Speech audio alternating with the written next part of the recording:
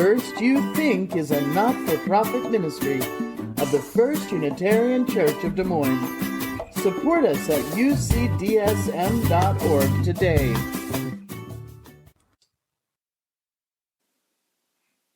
As you've been hearing, yesterday many of us gathered for UU Climate Justice Revival. It may have been surprising for some of us how little mention there was of carbon emissions, greenhouse gases, more frequent extreme weather events, including heat waves, droughts, storms, and flooding. There was relatively little mention of global warming, ice cap melting, rising sea levels, coastal flooding, contaminating freshwater sources, damaging ecosystems and habitats, increased spread of diseases like malaria and dengue fever, water scarcity effects on agriculture production, food insecurity, displacement and migration of peoples, economic instability as climate-related events disrupt global supply chains and economies. Instead, we were looking at climate not in strictly the meteorological sense of the long-term weather pattern in a region, typically averaged over 30 years, but in the sense of prevailing conditions, as when we speak of a climate of political unrest. That is, climate in the sense of the mood, atmosphere, or vibe, the broad context of things. What we explored together yesterday was, we might say, the climate of climate. That is, the overall context within which long-term weather patterns occur.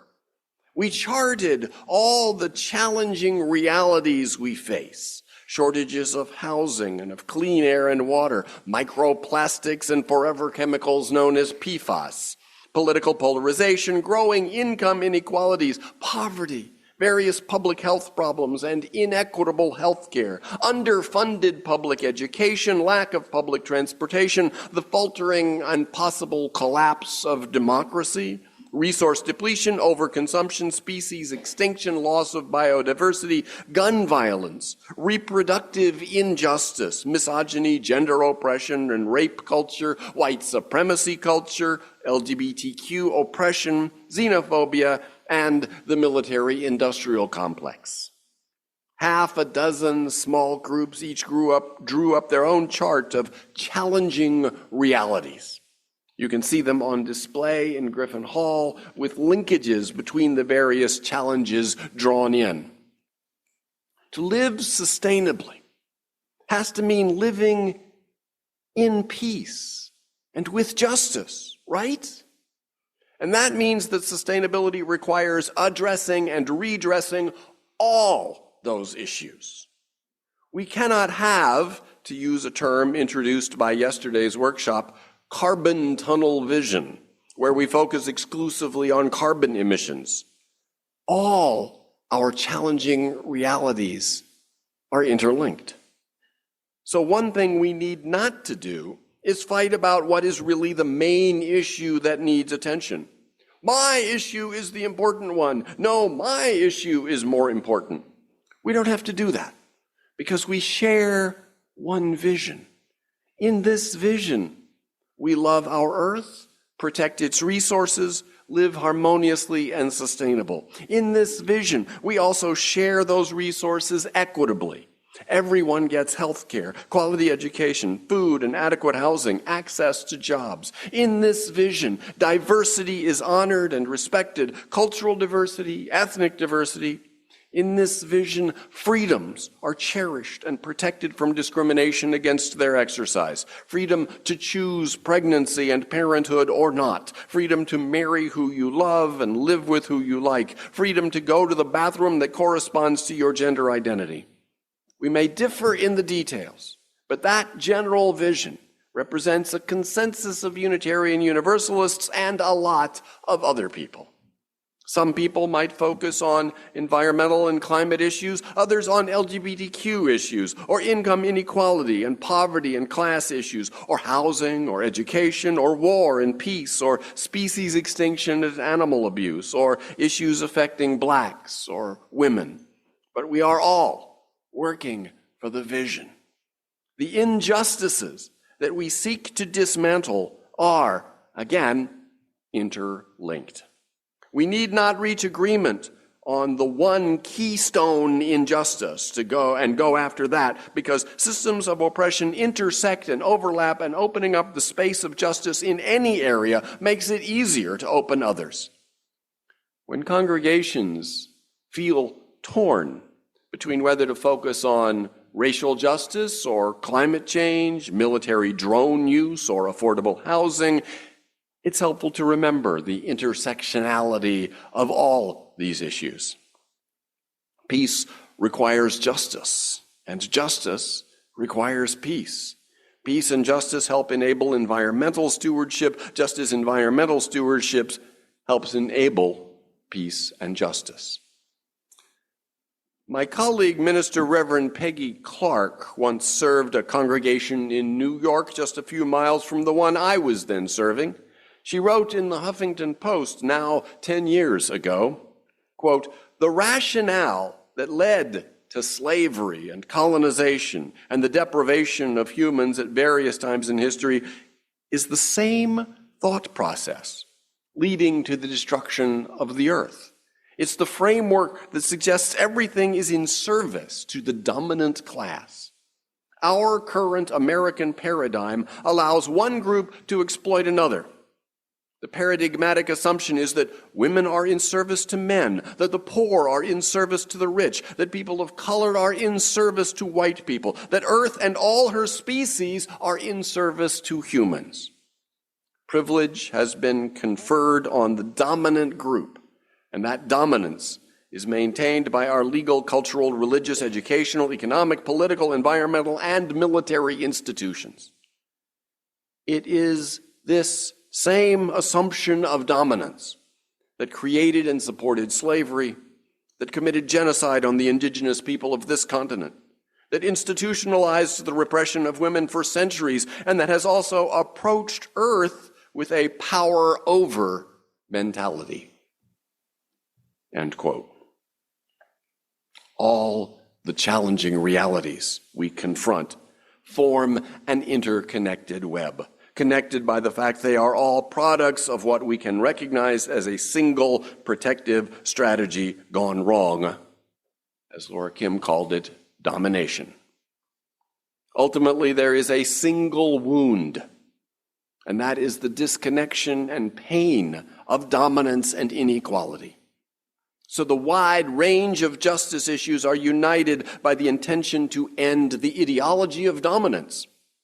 Thus, whether we are marching for peace, for racial justice, for reducing carbon emissions, we are marching for the same healing vision of a fair and caring world. It's true that a single human being cannot attend all the meetings of all the activist groups, so follow the calling of your heart. What is your passion? If your passion is organizing for action on climate change, you're working for the vision. If you feel good lobbying legislators on behalf of Planned Parenthood, you're working for the vision. If you were walking with me and other members of this congregation in last June's Des Moines Pride Parade, you were walking for the vision. If you write letters for Amnesty International, you're working for the vision. If you advocate for reforms to reduce the corruption of our democratic process, you're working for the vision. If you march for raising the minimum wage, you're working for the vision. Your friends who choose other activities than you do are, if it's part of dismantling any form of oppression, replacing any form of dominance with equality, reducing violence anywhere, it's also working for our shared vision. We don't have to all do it the same way. In fact, we need to not do it all the same way. We need to diversify our efforts, even as we understand they are all part of the shared vision. Whoever might happen to win this presidential election, whoever happens to sit in the Oval Office, the task before us is to awaken and organize the moral conscience of a nation. And that must begin, can only begin, with awakening our own. We'll have our interlude, maybe something earthy.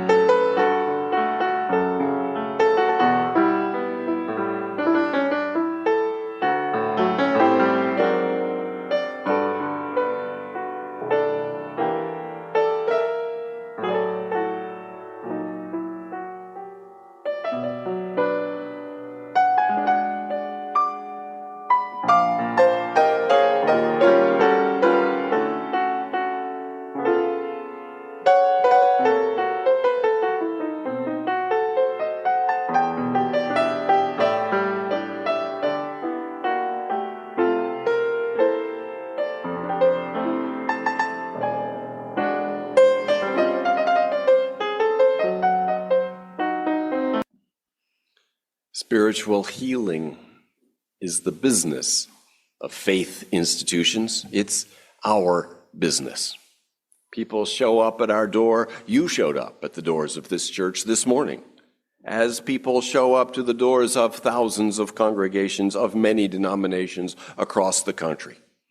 They arrive heartsick for beloved community, torn inside by stresses of negotiating a world that demonstratively holds that white lives matter more than black lives. Lives of the wealthy matter more than lives of the poor.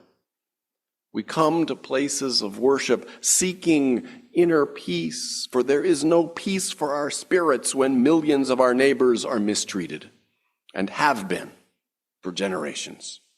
There's no peace for our spirits when our country's policies increase poverty and increase misery and increase cruelty. A faith institution concerned with healing spirits that does not turn its energies to address the social causes that wound our spirits is incompetent. It commits spiritual malpractice.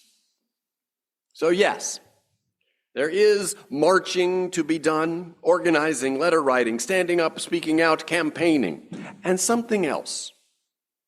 Slowing down the frenetic busyness of modern life is a key part of what keeps us focused on consuming and earning, what keeps us isolated from each other, so that only our own material gratifications can occupy our attention. Sustainability, also now being called regeneration, requires slowing down the pace of life, the pace of consumption and of the daily grind. In the reading that we heard from Katie Allen today, UU Minister Reverend Molly Hausch Gordon addresses how to survive the end of the world and live into a new one. Reverend Gordon mentions fighting the extractive economy, demanding its dismantling at the seats of power. She says, fight like hell for the dignity of each and all. But you may have noticed that by and large, her emphasis is not on the marching, demonstrating, organizing, or any of the things that we generally suppose political activism looks like. Instead, she urges things like getting to know your neighbors, sharing things, getting in touch with your body, sing, dance, and eat pie. Right. Opt out of the frenetic busyness that makes us unable to enjoy life. In 2 words, slow down. Slowing down to a pace that allows a deep knowing of the richness of your own life is a political act, and slowing down is also the crucial element of spirituality, the essence of spirituality. Spiritual healing, I said, is our business. And if this church doesn't address the social causes that wound our spirits, then it is incompetent. Key among those social causes are the forces that keep you too busy for spiritual practice, too busy for being in touch with your spirit and with your body, too busy for community and community building, too busy for joy, too busy for self-provisioning. Here are some things that would take more of that precious time that we have so little of. Our own cooking, a little gardening, maybe some canning, taking the time to hang clothes on the line instead of using the dryer. Self-provisioning allows for mindfulness as we do the activity. It's a very different spiritual experience from shopping at a supermarket with its vast, overwhelming array of choices, all of them brightly colored and competing for your attention. It's also self-provisioning is also more sustainable and less extractive. We'd really have to reallocate our time away from marketplace work to be able to do this kind of self-provisioning. People report that do-it-yourself activity is highly satisfying. They learn new skills. It's an outlet for creativity. And sometimes those newfound skills and passions lead to starting up businesses that are small and local and green. Or they lead to trading and sharing through local networks that strengthen community ties and social capital, which enhances well-being and security. Working less Having less money means buying fewer new products. And what you do buy, you'll want to be durable, long-lasting, and repairable. Can you imagine for yourself maybe a few baby steps toward a simpler and freer and less consumptive life?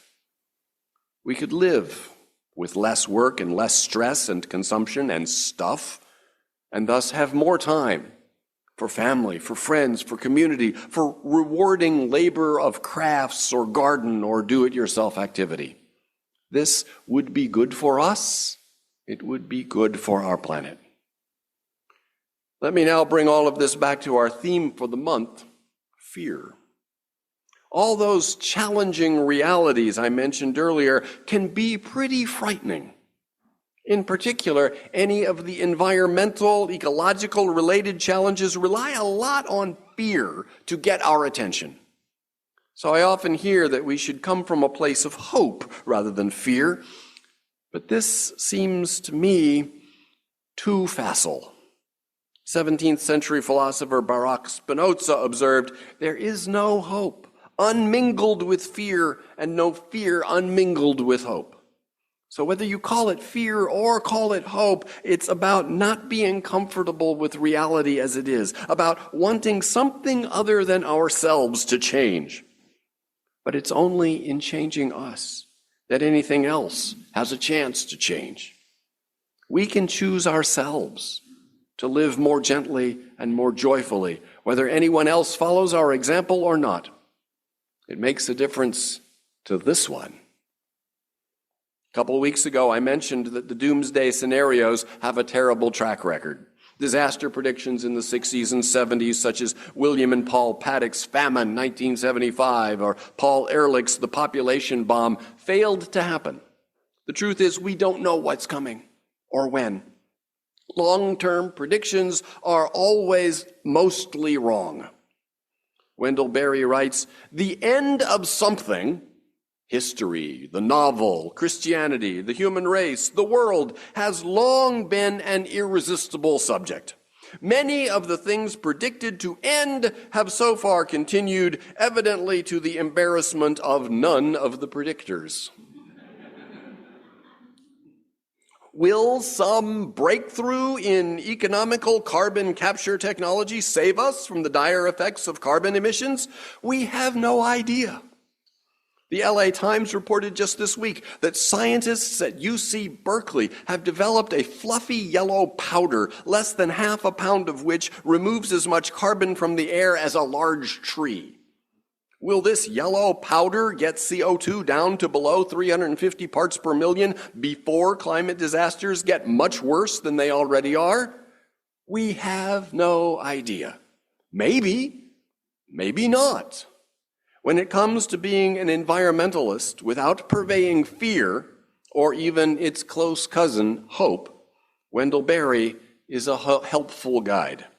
He points out, all we can do to prepare rightly for tomorrow is to do the right thing today. If using less energy would be a good idea for the future, that's because it's a good idea. For Wendell Berry, the difference between prediction and provision is crucial. That's why the title on the front of your order of service is Provision. Prediction we are lousy at, but provision we can do.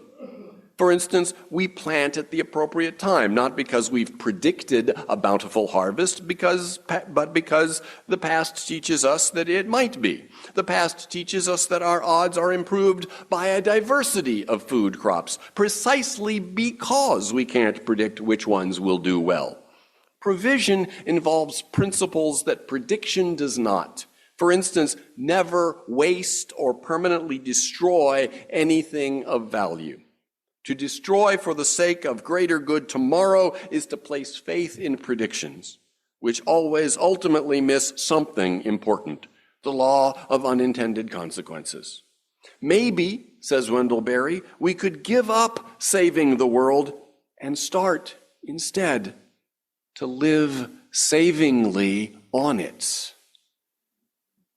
Do the right thing today. Engage non-anxiously. in the careful, caring tasks of provisioning. Remember the wisdom of the Gospel of Matthew. Do not worry about tomorrow, for tomorrow will bring worries of its own. Today's trouble is enough for today. At the end of his 1977 prose poem, Healing, Wendell Berry gives a glimpse of the life of simplicity and plenitude. It is not one of great leisure. It is one in which the work is unhurried and unworried, grounded and grounding. Quote, "The teachings of unsuspected teachers belong to the task and are its hope. The love and the work of friends and lovers belong to the task and are its health. Rest and rejoicing belong to the task and are its grace. Let tomorrow come tomorrow. Not by your will is the house carried through the night. Order is the only possibility of rest." End quote. Could you take a few baby steps toward a life of more simple plenitude? What would those steps be for you? What would those steps be? Amen.